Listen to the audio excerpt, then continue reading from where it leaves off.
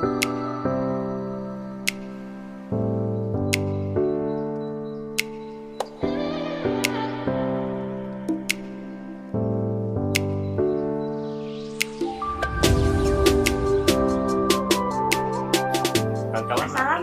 warahmatullahi wabarakatuh.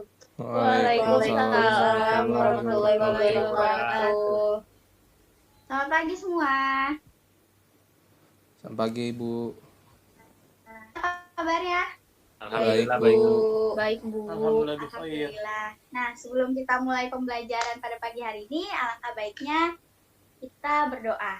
Ketua kelas dipersilakan untuk memimpin doa. Oke, teman-teman, sebelum kita memulai pelajaran pada pagi hari ini, baiknya kita berdoa menurut kepercayaan dan agama masing-masing. Berdoa dipersilahkan. Berdoa selesai. Amin. Alhamdulillah. Terima kasih Ketua kelas sudah memimpin baca doa. Semoga kita berkah pada pembelajaran pada pagi hari ini. Sebelum kita memulai, saya ingin mengabsen. Oke, yang hadir nanti jawab ya. Iya, Bu. Iya, Bu. Nabila, Hadir, Bu. Dani, Hadir, Bu. Hadir, Bu. Irvano, Hadir. Farijal, Hadir, Bu. Asri, Hadir. Gilang. Gilang tidak masuk ya? Belum Belum datang, masuk, Bu. Bu. Belum masuk, Bu. Absen, Bu. Macet, Bu. Oh, Macet. kalau kayak gitu, di sini teman dekatnya siapa? Farizal, Bu. Ya. Bu. Oh, Farizal, kalau bisa nanti tolong beritahu ke Gilang untuk memberitahu pada saya karena dia izin atau memberi kabar setidaknya itu ya. Ya, Bu. Siap, Bu. Siap, Bu. Iya, Lah, Hadir, Boy. Bu. pagi hari ini semoga keadaan sehat. Amin. Nah, kita minggu lalu sudah perkenalan. Baik, kita akan memulai pelajaran biologi. Ini materinya mengenai karakteristik ilmu biologi, biologi sebagai ilmu pengetahuan, pemecahan masalah biologi, dan metode ilmiah dan contohnya.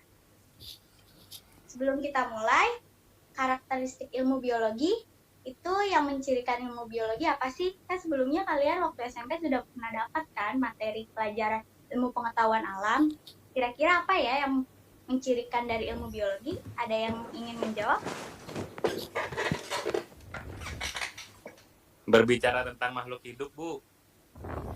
Baik, bagus sekali. Apakah ada yang ingin berpendapat? Anatomi tubuh, Bu. Bagus sekali. Nah, itu merupakan ciri ilmu biologi.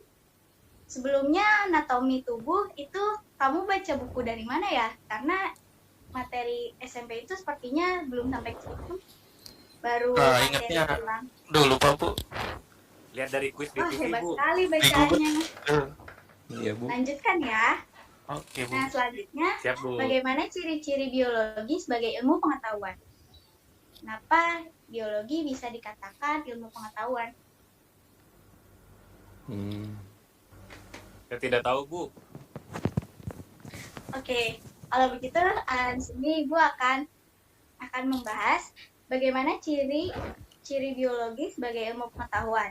Nah, ciri-ciri biologi sebagai ilmu pengetahuan yaitu biologi itu mempelajari kehidupan. Ya, kehidupannya itu baik untuk diri kita sendiri maupun lingkungan kayak gitu. Nah, lingkungan itu bisa berupa misalkan keadaan ekosistemnya, komunitas. Nah, kalau dari keadaan kita tadi yang sudah disebutkan oleh Giovanno, yaitu anatomi tubuh. Kemudian juga tadi yang sudah disebutkan oleh Ical, yaitu apa? Mohon maaf, Mempelajari tentang makhluk hidup, Bu. Ical. Ya, mempelajari tentang makhluk hidup. Bagus sekali. Oke, kita lanjut ya. Sudah paham di sini? Paham, Bu. Paham, Bu. Paham, Bu. Nah, ruang lingkup biologi tadi benar yang dikatakan oleh Ical, yaitu merupakan ilmu yang mempelajari tentang makhluk hidup. Nah, biologi terdiri dari dua kata, yaitu bios dan logos. Bios yang artinya hidup dan logos artinya ilmu. Nah, semakin lama berkembang, awal mulanya ilmu biologi itu pertama kali dikenalkan oleh Anthony van Leeuwenhoek, yaitu dia penemu mikroskop sederhana. Kalian bisa lihat pada PPT di sini. Lihat ada mikroskop sederhananya, itu seperti biola terlihat, namun dari situ membuktikan bahwa makhluk hidup ada yang berukuran kecil yang disebut dengan mikroorganisme. Nah, kemudian mikroskop ini dikembangkan terus-menerus hingga akhirnya menjadi mikroskop yang sekarang kita gunakan di lab, yaitu bentuknya binokuler. Mengerti? Ngerti, Bu. Ngerti, Bu. Nah, di sini ada karakteristik dasar makhluk hidup. Yang pertama, membutuhkan nutrisi. Apakah ada yang tahu kenapa makhluk hidup membutuhkan nutrisi? Coba. Untuk bertumbuh dan berkembang, Bu. Benar, Bu. Agar tidak lapar, Bagus Bu. sekali. Nah, ya baik. Nah, di sini makhluk hidup membutuhkan nutrisi karena setiap makhluk hidup pasti membutuhkan energi. Energi di mana mereka semua akan melakukan aktivitas. Nah, seperti itu. Paham? Paham, Bu. Paham, Bu. Kemudian makhluk hidup disusun oleh sel. Nah, di sini sel itu merupakan struktur makhluk hidup yang terkecil yang mempunyai fungsional dan struktural. Nah, sel itu akan membangun membentuk sebuah makhluk hidup kayak gitu. Nah, sel itu juga dibagi dua, ada sel uniseluler dan sel multiseluler. Kalau misalkan sel multiseluler itu misalkan contohnya bakteri, amoeba kayak gitu. Jadi dia hanya mempunyai satu sel. Namun kita dan tumbuhan yaitu mempunyai sel uniseluler yang berarti selnya itu banyak dan dapat membelah. Gitu. Nah, Bu, izin bertanya, Bu. Oh ya? Berarti kalau virus dia masuknya multiseluler ya? Baik, bagus sekali pertanyaannya. Terima kasih, Dani. Nah, kalau misalkan virus itu, namun juga bisa dikatakan benda mati. Kenapa bisa kayak gitu? Karena kalau misalkan virus itu baru bisa dikatakan makhluk hidup ketika dia berada dalam inangnya. Namun saat dia tidak berada dalam inangnya, virus itu tidak dapat disebut dengan makhluk hidup karena virus itu hanya terdiri dari DNA atau RNA saja, tidak terdiri dari dua-duanya. Oke, Bu. Oke, Bu. Baik, bisa kita lanjutkan? Bisa, Bu. Nah, poin ketiga yaitu makhluk hidup mengalami pertumbuhan dan perkembangan. Nah, tadi yang sudah disebutkan oleh Farizal dan Mutia, benar sekali.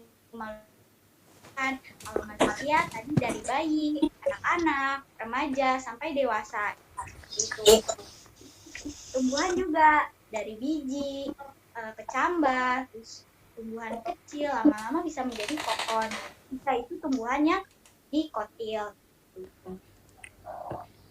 Oke, kita lanjutkan ke poin keempat ya. Apa ada yang ingin ditanyakan dari poin ketiga? Tidak ada, Bu. Belum, Bu. Nah, kemudian makhluk hidup melakukan proses metabolisme. Nah, metabolisme jelas dong. Kan tadi ya, kita memerlukan energi. Nah, energi ini kemudian kita gunakan. Nah, kita atur dalam tubuh kita. Makanya itu ada yang namanya proses metabolisme. Jika kita tidak ada proses metabolisme, maka nanti organ-organ kita yang ada di dalam tubuh kita tidak berfungsi dong. Tuh. Ngerti? Ngerti, Bu. Baik, Ngerti, Bu. Cara meningkatkan gimana ya, Bu? Hah? Izin bertanya. apa? Cara meningkatkan metabolismenya gimana, Bu? Cara meningkatkan proses metabolisme. Salah satunya itu adalah dengan menambah energi. Energi bisa didapatkan dari karbohidrat, protein, seperti itu. Oke, Bu, terima kasih. Nah, nanti pada kelas 12 akan ada materi mengenai metabolisme yang membahas metabolisme itu dibagi dua, yaitu katabolisme dan anabolisme. Seperti itu ya. Bu. Hanya info sekedar info. Baik, terima kasih Dani, bagus sekali pertanyaannya. Kita lanjutkan, yaitu makhluk hidup memberi respon terhadap rangsang.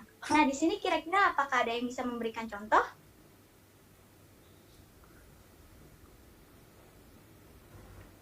Contoh apa, Bu? Mohon maaf.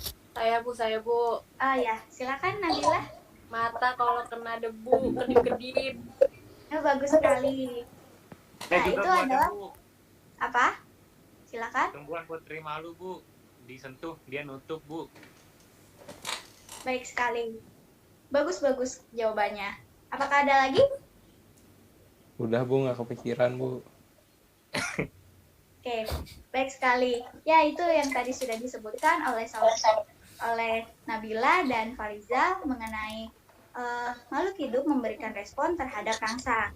Nah, makhluk hidup yang dapat memberikan respon terhadap rangsang kan tadi contohnya mata ya yang diberikan oleh Nabila, debu. Nah, itu adalah merupakan contoh dari perlindungan supaya kita tuh debunya itu tidak masuk debunya sudah masuk ke dalam mata, namun ketika kita memasukkan debu, maka mata kita akan mengeluarkan cairan yaitu air mata kan. Nah, itu merupakan alat perlindungan.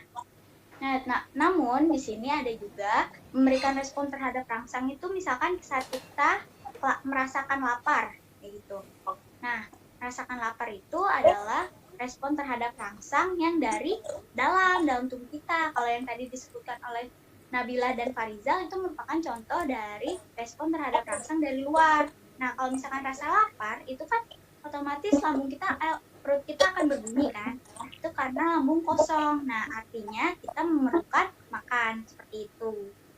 Ya, Bu. Nah, kemudian poin selanjutnya yaitu makhluk hidup melakukan reproduksi.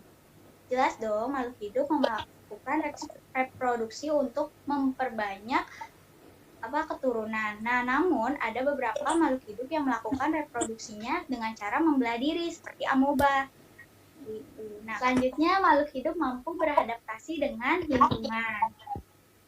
Di sini contohnya siapa yang ingin memberikan? Saya, Bu. Coba Giovanna. Saya Bu. Oh ya boleh. Ical dan Nabila dipersilakan. Ini, Bu, bunglon, Bu. Menyesuaikan warna tubuhnya dengan alam, Bu. Bagus sekali. Kalau Nabila? Dengan apa? Dengan Bu, apa, Jal? kalau unta ada punuknya, iya nggak sih Bu? Oh iya, benar. Bagus sekali. Yeay. Kenapa unta ada punuknya? Nyimpan itu Bu, nutrisi cairan. Cadangan makanan, Bu. Nggak haus Bu. Bu, Iya, Bu, benar. saya mau berbaik Jal, Bu. Iya ya. Dipersilakan, Dani. Jal, tadi bilang bunglon gimana, Jal? Merubah warna kulit. Iya nggak sih, Halo? Bu? Biar menghilang, Bu. Menghilang. Biar kalau dimasak ya, biar nyaru gitu, Bu. Kalau dikejar mangsa, kalau dikejar predatornya dia, Bu. Biar nggak kelihatan. Iya, bagus sekali Oke, Jal, jawabannya. makasih. Betul kan, Bejo? Ya, oke. Di sini saya akan menambahkan ya dari jawaban Farizal dan Nabila. Benar sekali yang dikatakan oleh Farizal, yaitu bunglon yang dapat beradaptasi dengan lingkungan. Nah, itu merupakan salah satu contoh dari kamuflase. Nah, kamuflase dari makhluk hidup. Ingat ya, nama kamuflase dan mimikri itu berbeda. Oke? Mimikri itu ketika perubahannya itu dilakukan dia menyerupai bentuk suatu morfologi. Misalkan contohnya kayak pada belalang sembah yang bentuknya memang seperti kayu kayak gitu. Nah, namun kalau misalkan pada bunglon itu dinamakan dengan kamuflase karena sebelumnya dia berwarna coklat, namun saat dia merasakan tempat itu di suatu pohon tumbuhan yang tadi katakan Ical, daunnya berwarna hijau, kemudian lama-lama kulitnya berubah warna hijau. Hal itu digunakan untuk berlindung dari predator. Nah, kemudian benar juga yang dikatakan oleh Nabila, yaitu unta yang mempunyai punuk. Nah, itu merupakan bentuk adaptasi dengan lingkungan karena unta tersebut hidup pada daerah gurun seperti itu. Oke. Nah, di slide ini apakah ada yang ingin ditanyakan dari poin-poin mengenai karakteristik dasar makhluk hidup? Udah jelas, Bu. Udah paham, Bu? Paham, Bu. Oke. Baik, kalau sudah Insya Allah paham. sudah, Nah, Bu. sekarang saya Sudah, ingin Bu. bertanya, jika dari poin di sini ada salah satu yang hilang, apakah masih dapat dikatakan makhluk hidup?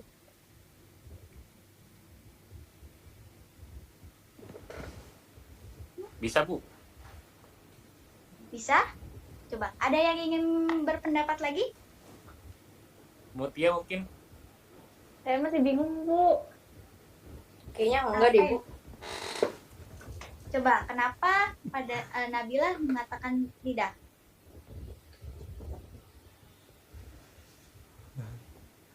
Ke-mute, Nabila. Oh, nggak tahu. Pokoknya kayak enggak sih, Bu. Bu, saya, Bu. Ya? Misalnya yang poin melakukan reproduksi dihilangin, amuba kan tidak reproduksi kan, Bu? Kan Tapi kan dia reproduksinya membelah punya diri, cara Bapak Kan Indah. reproduksi Oh, berdiri. begitu, Bu. Ya udah berarti Nanti kan bisa enggak, jadi Bu. punah. Harus ada semua berarti, Bu. Nah, bagus sekali. Benar ya? Jadi, karakteristik dasar pada makhluk hidup harus semua mempunyai poin-poin yang ada di sini. Kalau misalkan ada salah satu yang hilang, berarti dia tidak dapat dikatakan makhluk hidup. Ngerti? Ngerti, Ngerti, Bu. Bu. Lanjut ya. Nah, sini adalah biologi sebagai ilmu pengetahuan. Yang tadi sebelumnya di depan sudah dijelaskan. Nah, memiliki objek kajian berupa benda-benda yang konkret. Nah, konkret itu bisa berupa biotik yang itu makhluk hidup dan abiotik yang berupa makhluk hidup. Kenapa sih bisa berupa biotik dan abiotik? Apakah ada yang ingin menjawab? Bu, pertanyaan bisa diulang, Bu? Nih, kan di sini biologi sebagai ilmu pengetahuan memiliki objek kajian berupa benda-benda konkret. Nah, benda-benda konkret ini bisa berupa biotik dan abiotik. Kenapa bisa dikatakan seperti itu?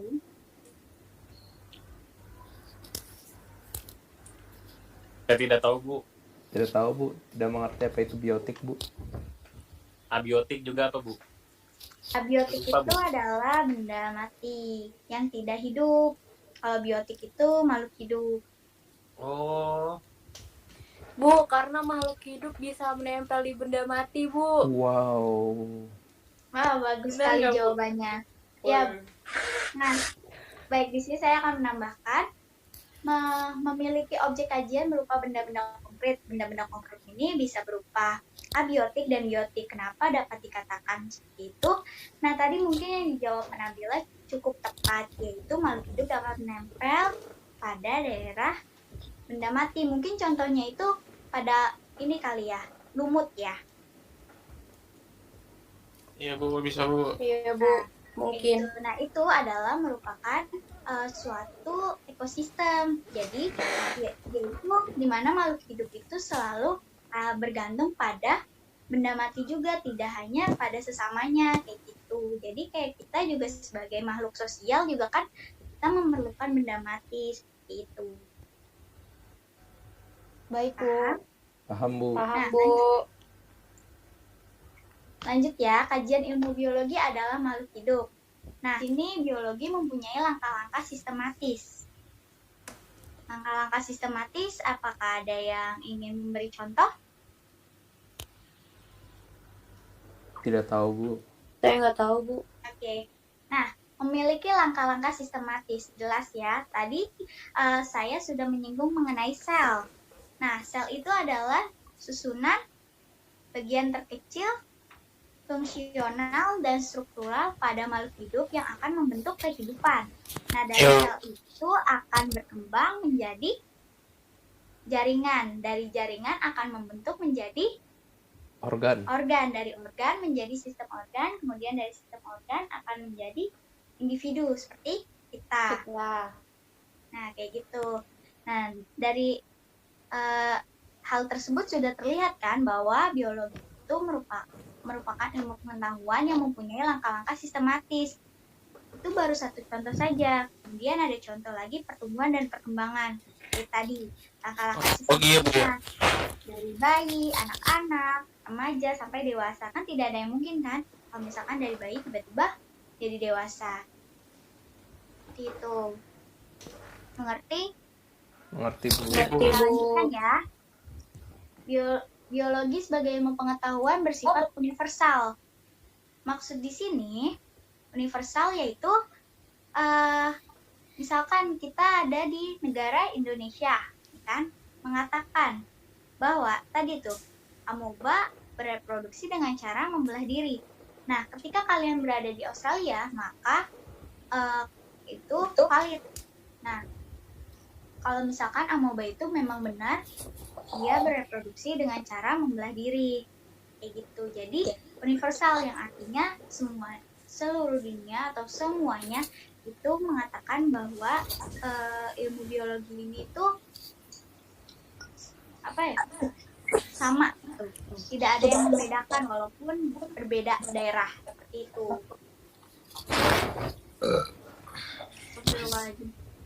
Nah, kemudian bersifat objektif.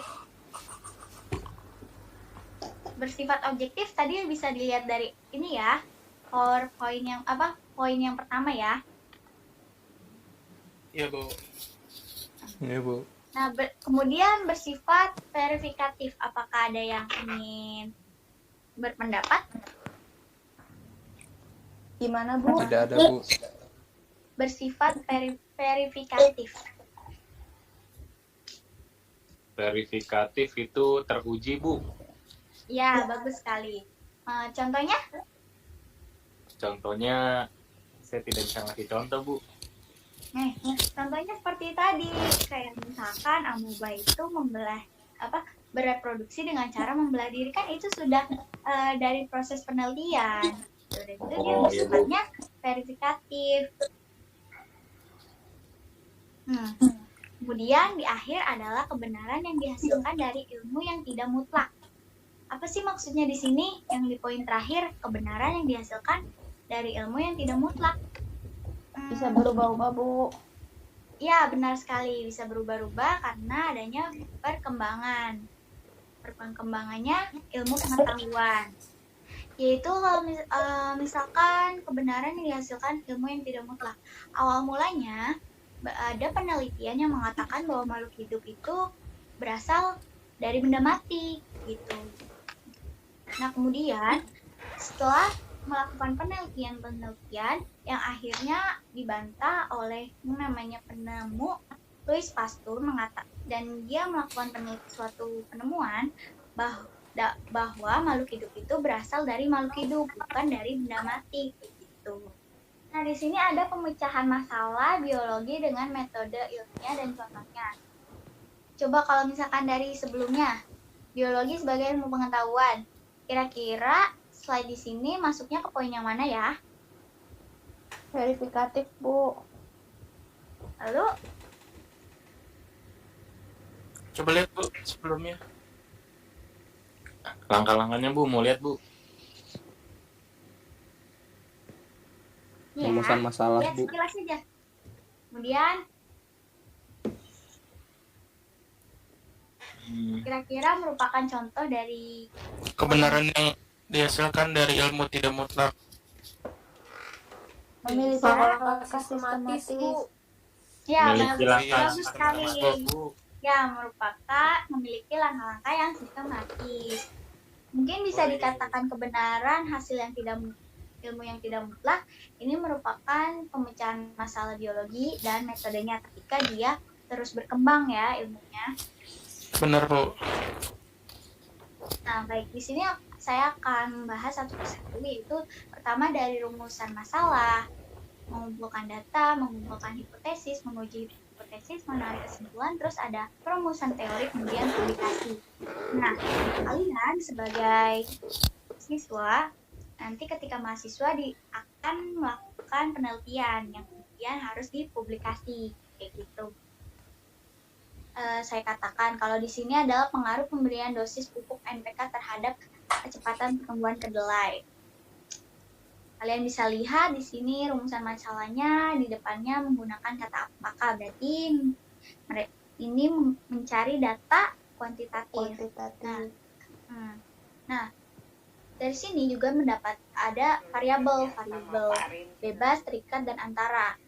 nanti aku nanya misalnya. Variabel bebas yang artinya mempengaruhi. Beres kan, Nah, kita bahas variabel medis terikat dulu. yaitu di mana yang Gimana ingin kok kita sekarang cari. medisernya? Nah baru nanti kamu Oke, nyalain variabel Bu, maaf, Bu. antar itu kameranya. apa? Mau nanya Bu, pupuk Iya. NPK itu apa Bu? Iya teh, jadi mediser sekarang udah NPK itu terus ya kayak gitu. Um, Terus nanti mungkin aku saudari Icel bisa nanti aku mencari otomatis di lagi Google. kameranya gitu. Oh iya Bu, ya Bu. Ya, itu sejenis pupuk buatan. Jadi itu bukan Kayak pupuk alami kita. Oh iya Bu. gimana? Nanti saya cari tahu lagi ya. Ada kendala nggak? Siap Bu. Icel di minggu di pertemuan berikutnya. Lagi nih tes. Iya Bu, siap Bu. Kalau udah, oh ya udah, makasih ya juga ngajarin lagi gitu ya semuanya. Nah, pertemuan pada pagi hari ini sudah selesai. Apakah ada yang ingin ditanyakan dari materi pembelajaran kita pada pagi hari ini? Dan kamera terus nanti aku nongol lagi kan. Guys, saya Eh, bisa konten dulu. Penting nggak sih Bu kita belajar biologi Bu? Terus Oh, bagus sekali. Ada yang ingin bertanya lagi? ngeliatin virtualnya dan nyalain kamera. Beres deh.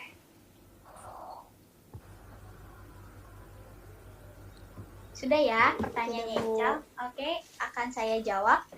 Penting nggak sih kita mempelajari biologi? Penting dong. Kenapa? Karena biologi merupakan dasar ilmu yang mempelajari tentang makhluk hidup.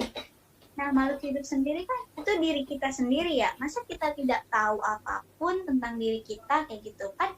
Tak kenal maka tak sayang. Maka kenali dulu diri kita sendiri, barulah kenali yang lain. Seperti itu. Jadi ilmu biologi itu penting kayak gitu. Nah, ilmu biologi terus berkembang. Kenapa dapat dikatakan ilmu dasar? Karena biologi nanti di pertemuan berikutnya ada cabang-cabang biologi, di mana cabang-cabang biologi tersebut akan digunakan untuk pada bidang-bidang tertentu, misalkan pada kedokteran, pada teknik industri, terus pada pertanian kayak gitu. Jadi biologi ini sangat penting gitu. Apakah kalian di sini sudah membaca PPT yang sudah saya berikan di Google Classroom? Belum sempat Bu. Sebelum Ya, kita Bu. memulai pembelajaran, kalian itu membaca PPT kayak gitu, oke? Oke Bu. Tapi Oke, tidak Bu. apa-apa. Bagus sekali pertanyaannya. Apakah ada yang ingin ditanyakan lagi? Tidak, Bu. Alhamdulillah sehat. Baik, terima kasih. Ical sudah memberikan pertanyaan. Tidak ada yang ingin ditanyakan kembali. Sudah Bu. Tidak ada ya. Nah, sini Ibu meminta apakah ada yang ingin memberikan kesimpulan dari pembelajaran kita pada pagi hari ini. Mutia, coba. Kesimpulannya itu biar kita bisa paham sama ilmu-ilmu biologi, karakteristiknya, terus ciri-cirinya, sama mengetahui objek dan permasalahan biologi. Gitu, Bu. Bagus sekali. Wih, Terima bagus, kasih Mutia. Mutia atas kesimpulannya. Ya, benar sekali yang dikatakan oleh Mutia. Terus saya akan menambahkan ya kesimpulannya bahwa karakteristik ilmu biologi pada dasarnya mempelajari tentang makhluk hidup yang terdiri dari dua kata, yaitu bios dan logos. Bios yang berarti artinya makhluk hidup, dan logos artinya ilmu. Kemudian biologi sebagai ilmu pengetahuan. Ya dong, tadi yang ditanyakan oleh Ica. Apa sih pentingnya belajar biologi? Ya karena biologi itu ilmu dasar tentang makhluk hidup yang dimana terus berkembang dan ada cabang-cabangnya. Yang nantinya pada setiap bidang ilmu tersebut digunakan, misalkan pada kedokteran, pada industri, dan pada pertanian kayak gitu. Terus tadi ada pemecahan masalah biologi dengan metode ilmiah dan contohnya. Gitu. Contohnya tadi ada rumusan masalah, pengujian hipotesis, ya kan? Terus kemudian menarik kesimpulan, terus pengumpulan teori yang akhirnya ketika itu didapatkan suatu data yang bisa dipublikasikan. Sekian pembelajaran pada pagi hari ini. Semoga pembelajaran kita menjadi berkah dan manfaat. Amin. Tutup diri nggak, Bu? dan saya ucapkan wassalamualaikum warahmatullahi wabarakatuh. Waalaikumsalam warahmatullahi wabarakatuh. Makasih guru. Terima kasih Makasih, Bu. semua. Siap. Waalaikumsalam. Assalamualaikum warahmatullahi wabarakatuh. Waalaikumsalam warahmatullahi wabarakatuh.